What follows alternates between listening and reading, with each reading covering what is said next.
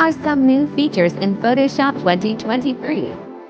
In Photoshop, you can blur the background of an image by following these steps, as they should.